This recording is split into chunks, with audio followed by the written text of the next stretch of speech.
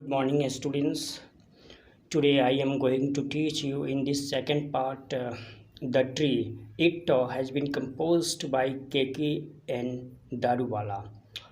I am going to explain you the stanza number 5th, 6th and 7th. As I have already told you that there are total 10 stanza in this poem, and stanza number 5th, 6th and 7th I am going to explain you in this part. Stanza number 5.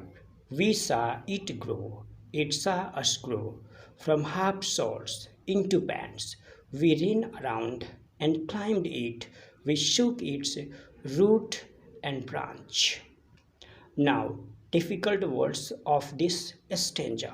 Grow means बढ़ना, बड़ा होना, climb means चढ़ना, root means जड़, shook means हिलाया, branch means शाखा, ran around मतलब आसपास दौड़ा। हम लोग इसे देखते हुए बड़े हुए और यह हम लोगों को देखते हुए बड़ा हुआ। हम लोगों ने इसके आसपास दौड़ा, घूमा और इस पर चढ़ा और इसकी डालियों पर चढ़कर हम लोगों ने इसे जोर जोर से हिलाया। Now stanza number 6. For 40 years it spread carpets on the summer floor, and then one day a labor gang came crowding to our door. Now the difficult word meanings of this stanza number 6. Spread means फैलना, carpet means कालीन, summer का मतलब होता है गर्मी, floor का मतलब होता है ज़मीन, पक्का या फर्श, लेबर का मतलब होता है मजदूर, गैंग का मतलब होता है दल, क्राउडिंग का मतलब होता है एकत्रित होना, जमा होना। ठीक है, तो 40 सालों से यह गुलमोहर का जो पेड़ है अपनी डालियों को पूरे फैलाए हुए हैं।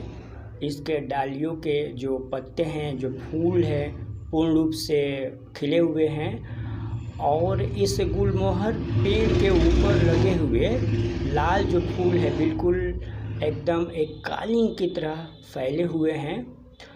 और ऐसा लगता है कि ये ग्रीष्म ऋतु का जो ग्राउंड है, जो ट्रैक है, उसको उसकी सुंदरता को बढ़ा रहा है और उसको स्पर्श कर रहा है, यानी हम कह सकते हैं कि उसको वो रिफ्लेक्ट कर रहा है।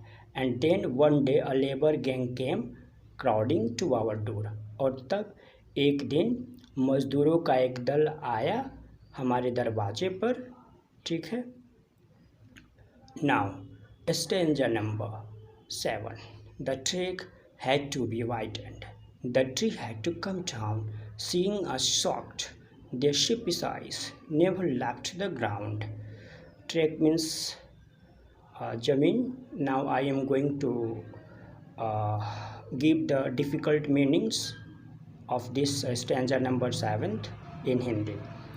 Then trek means Jamin, ground. Widened means फैला होना. Tree means पेड़. Come down means नीचे आना. शॉक मीन्स हैरान हो गया, सिपिस मतलब कि भेड़ वाली आँखें। ठीक है, अब इस स्टेंजा का अर्थ हुआ ज़मीन पर जो फैले हुए गुलमोहर के पेड़ के डालियाँ है, पत्ते हैं, ये जो गुलमोहर पेड़ है ये नीचे की तरफ झुका हुआ है और हम लोग देखकर इसे काफ़ी हैरान हैं। यह अपनी पैनी नज़र से हमारे तरफ देखता है और यह कभी भी अपने ज़मीन को, अपने ट्रैक को छोड़ने को तैयार नहीं है।